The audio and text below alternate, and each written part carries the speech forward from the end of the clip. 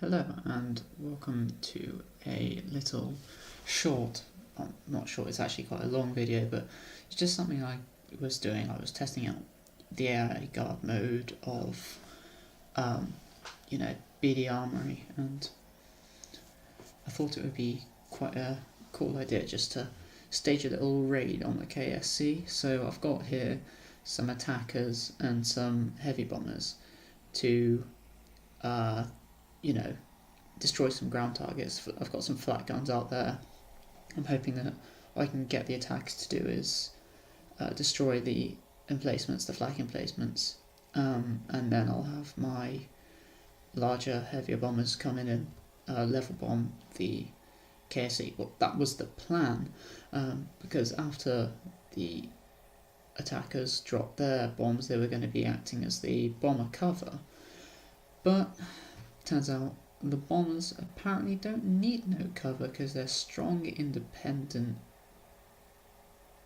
I don't really know the gender of a heavy bomber. We'll just leave it at that. As you can see here, they're quite big, chunky. You might recognise these from the series I'm making. And these are the new ground attack aircraft I've developed. They're the KSA 9Ts. They're pretty good. As we'll see, they're not exactly the worst thing to be in a dogfight with. If you're behind the pilot stick, the flight stick of one of these, then you're probably going to be okay. And we have got them going in for their raid of just taking off. We're lining up, getting them ready to fly over to the KSC, and the combat will begin. As I said earlier, I was just testing out the guard modes and the pilot, their capabilities. I wanted to just see how far we could push the guard mode. I'm only in 1.2.2, so it's not anything extremely advanced, but I think that I don't give guard mode enough credit, and I just wanted to make sure that I was right, and so I'm not doing any strafing or bombing in this. I'm going to let guard mode and Wing Commander do absolutely everything. Autopilot. It's just going to be the computer effectively fighting itself. Recording of this, I had to do multiple different sessions because of the way I'm currently working. This was recorded over about 2 or 3 days. These were my 10-minute breaks. You might say, well, why did it take so long? Well, because, oh my, does the amount of planes in the sky make my computer slow. And that's just, that makes me scared for the later stages of Wrath of the Gods, because I've already got quite a force mustered, and I'm a bit afraid of what it's going to do to my computer. So this is just a test to see what my computer is capable of, what the guard mode is capable of. As we can see here, I've just sped up the video a lot so we can get over to the KSC, where we'll be engaging in some pretty awesome manoeuvres. You can see the AA has come into sight, and there's what we're going up against. I've set up 12 of my carrier fighters that I'm using in Fall of Coven. I didn't want to use my conventional fighters because they're quite big, quite chunky, and I couldn't fit that many onto the runway. I wanted to test out because, like I said in the other video, never really tested the Spod's capability. 12 was too much. I'm pretty sure they just all end up crashing into each other, because at some point up to 4 disappear at a time, and there's no way my plane's going to shot down that many. So I would assume they've all crashed into each other. So maybe these planes should be spaced out a bit more. They're tiny, so they can be crammed onto a carrier, but I think I overcrowded the runway quite a bit. And here we go. We're beginning the attack now. We can see from this one attacker's point of view, he's got his bombs out ready. He's going to be dropping his bombs. The condors are a bit out, so there goes, oh, if you look just above the set, right, there we go, there's a bomb dropping. There we go, there it is. You've got another one going in there as well as, you've got a third one being dropped now. I honestly don't give guard mode enough credit. These bombs are incredibly accurate. I was really surprised with how long this, how accurate these bombs were, and from how high up they were dropped. I thought dive bombing was pretty much the only tactic worthy of note, and I'm very, very wrong. As you can see here, the Condors have joined in the dogfight, which is completely what I didn't ask them to do. They've gone in, they've actually started engaging the Spuds. Now you can see like a chunk of Spuds just there, just disappeared, and I think it's only going to get worse if you keep watching the amount of Spuds there are. They'll just like blink out at a rapid pace. The bombs have hit and they've removed the anti-aircraft fire except from 188mm flat gun. See, this is not what bombers do. You shouldn't be doing this, but it is, and I'm not questioning it. I'm going to definitely limit its control flight settings though, so it doesn't do some stupid things that you see later on in the video. And I keep on trying to get the bombers to get on target, get focused and drop their bombs on the KSC, but it's just not happening. They are not listening to me at all. So, you know what, screw it, they can do their own thing. As you can see here, this one is in pursuit of a Spud.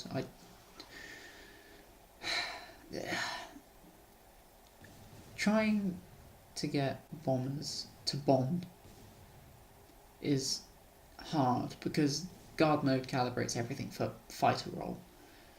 You can't like assign it different settings, like, oh, this is going to be a bomber, so it doesn't engage other things. So it engages only ground targets. I think that would be a lot better if there was that sort of focus, but I'm in a massively outdated version of KSP now, so I should probably update and see what the new BD Armory's got, because apparently there was a lot of updates and the guard mode is considerably increased. Its potential, it can now drive tanks and it can drive boats, fly boats, sail boats.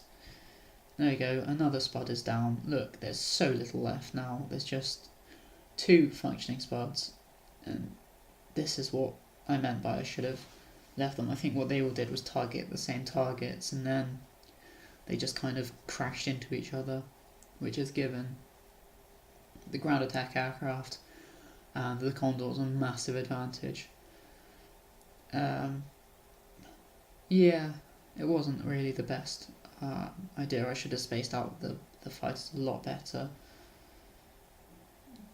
KSA there is flying very confidently, and it's on the tail of that Spud. You can see the bombs. I've did a rework of the points, and now they can carry more bombs as a ground attacker, because they were not very well calibrated. They weren't optimised that well. They had a couple of guns, but nothing that could do some serious damage. So I've given them 500-pound bombs, and they should now be able to, you know, damage enemy tanks a lot more. And hopefully with the 500-pound bombs and guard mode being incredibly accurate, I can leave strafing 2 guard mode nowadays. That would be really good. This Spud had some heroic ideals. He's getting very, very close to that machine gun.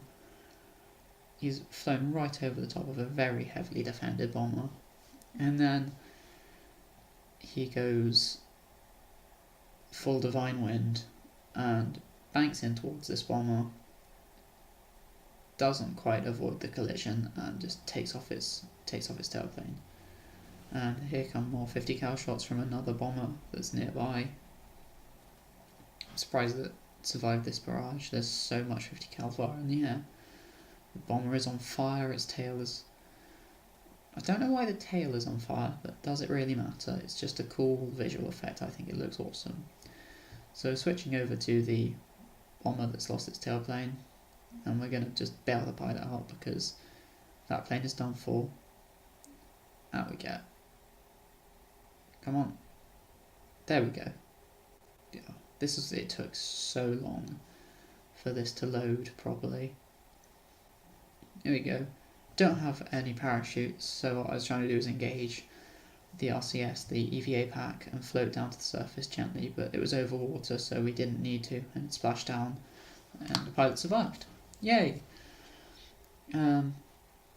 This then regains stability and keeps on flying, so I didn't even need to bail the pilot out.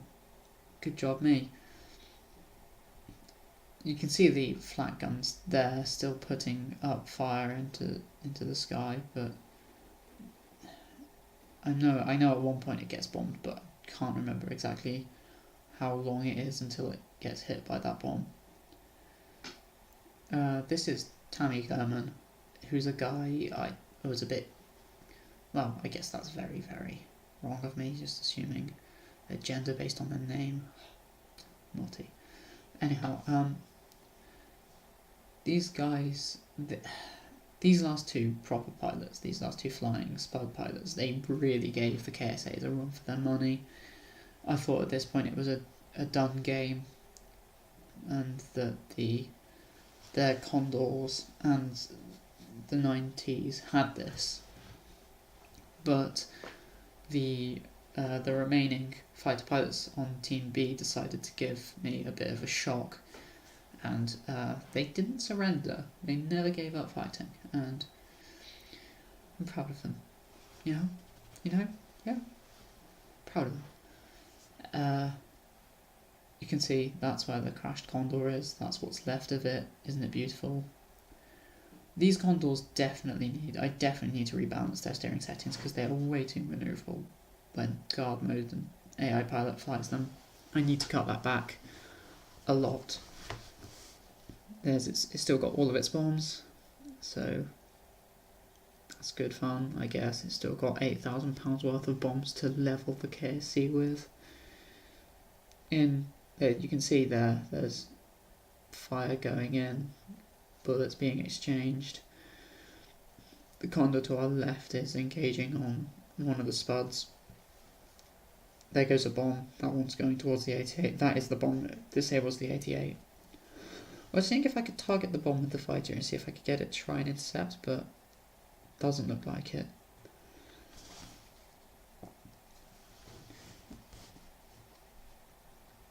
As you can see, there it is, going in, and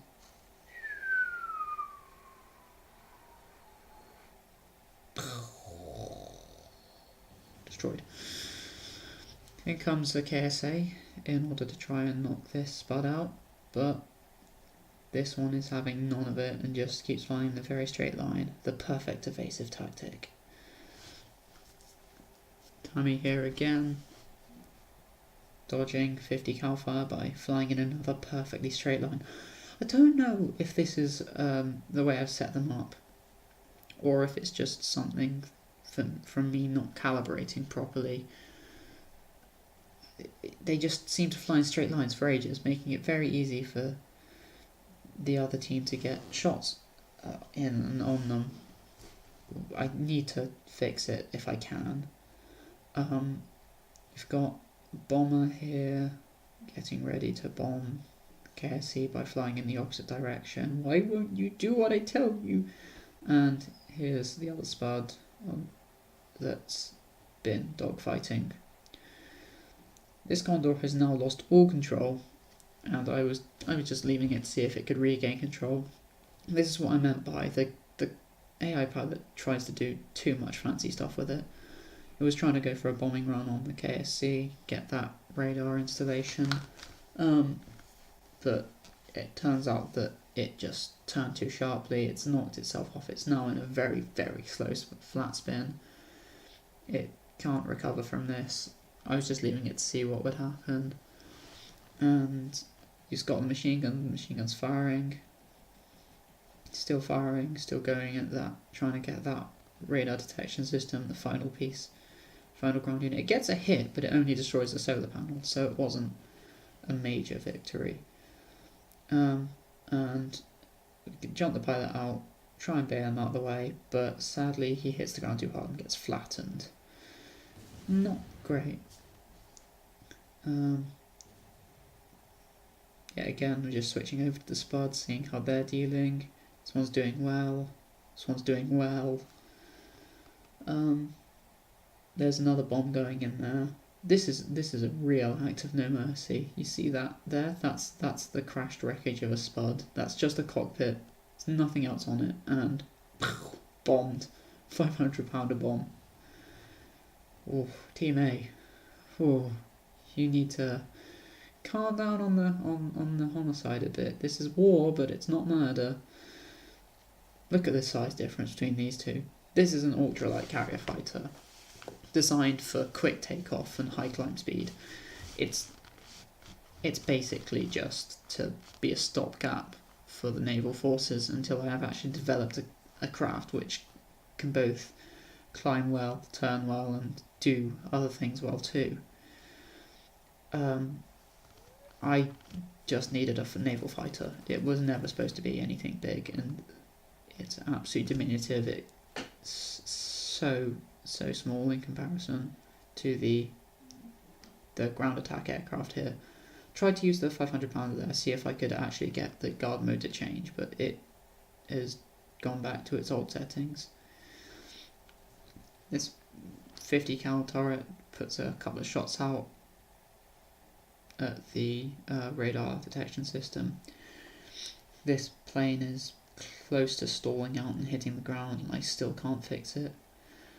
Tammy Kerman is diving in a very straight line. As always, I need to see if I can get a fix for this. I thought it was going to hit the ground and just explode, but the gear come out at the last moment. He knocks himself slightly sideways, but regains control of his aircraft. It doesn't matter that the wing's on fire, it is just aesthetic. There's no damage to the aircraft other than the entire chunk of wing, which is about a third of the surface area of that wing being blown off. We switch over to this spot just in time to see it get a kill, and the flame effects yet again look absolutely amazing. You can only see them for a certain distance. This one's flames have now gone out, and it's getting shot at by the 40mm cannon on that KSA. It buzzes over the top. Tammy Kerman, true hero, he just kept flying no matter what. Here comes another one, another pass. Look how huge the size difference is. What I was surprised at was the lack of the spuds that engage the bombers. I thought there'd be more of that going on. You can see me just tweaking with the settings for the pilot just to see if I could get it to fly normally. I just wanted to see if I could make it, do less extreme maneuvers. Maybe that might stop it from stalling out and doing all sorts of crazy flat spins, even though it's just a bomber. Calm down, you're not supposed to be manoeuvrable. The last two spots still in the air. I was not expecting that at this point. I thought it was going to be a clean sweep really quickly, just over, done, gone. You can see that there's another bomb going in towards the radar detection system. I don't know, did this one miss? I think this one misses. Yeah, it misses. Not by much, but it misses, and that's what matters. The 50 cals opening up. 50 cals, I thought they were underpowered, but if you hit your opponent enough times, you will do damage. I just need to actually use them. I actually need to configure the gun settings properly. You can see there, it started heating up the cockpit quite a lot. The 50 cals have armor-piercing bullets, whereas the 30 mils have high explosives. The high explosive bullets, they damage more area, so overall they're more effective against the smaller planes. They're more effective against planes. They just are. They do more damage. So I could switch to 50 cals, but it would require more ammunition because of how quick they fire in comparison, and it would also mean that my planes would take a lot longer to shoot down the opponents. And I don't really want that. I want to keep my planes happy and all, in the air. I want them to have one punch, opponent plane is disabled or destroyed, and I want that to be the end of it. I don't want to have to sustain dogfights because it's so slow nowadays on my computer.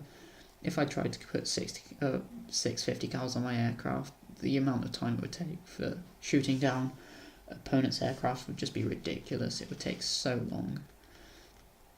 It's not worth it. So instead, I've done this. I've given 30 mils, and the 30 mils hit, punch, and knock straight out. The reason the attacker has 50 cals is for secondary weapons. If it runs out of 40 mil cannons and just needs to defend itself, they're never expected to do anything. It is purely self-defense weaponry, but as we've seen, it can be quite effective. So I've kept them on there. The 40mm is supposed to be the main weapon. As you can see, the white tracers there, these are 40mm cannon shots. These are anti-armor weapons. They are not supposed to be used in plain warfare, but they've been effective, and so I'm keeping them because they shred enemy armor like nobody's business. They've been effective against both tanks and aircraft, and they're pretty much an indispensable part of my attack force, my ground attack force. I cannot afford to get rid of them. Here we go. See, this is the thing. The bombers are not this. They shouldn't be this maneuverable. It's just that just turned with a fighter and blew out the sky. I used to worry about my bomber, but now I know I don't need to. And here we go. The 90s closing in, loops over, connects a shot on part of the tail, and the plane just explodes. Tammy, bail. Oh, I thought it was going to die here. I thought it was just going to take a 50 cal and explode, but because that's what Kermans do. They just gone. Kermans. Anyway, as you can see frantically, there we go. RCS pack, shift, engage it. Come on, land safe. Oh look, there's the BAB bounce. Maybe you break your legs, but hey, she's still okay. He's still okay. Tammy is a guy. Goes for a quick walk just to check that his legs aren't broken. Seems to be working. Everything's all good here. And that is Team A's victory. I found that whoever has the altitude advantage generally wins. That's why I'm trying to get more interceptors. I'm trying to get my interceptors in. If I can get some interceptors which gain altitude really quickly, I could get defensive battles over as well. I haven't had to use my fighters in a defensive role yet, only my attackers, and they did their job perfectly. So, as you can see, we lost absolutely no Kermals there because it was just a small training exercise. Happy days. Nobody died. Nobody. I promise. Nobody. And a nice little treat there. Thanks for watching. I'll see you next time.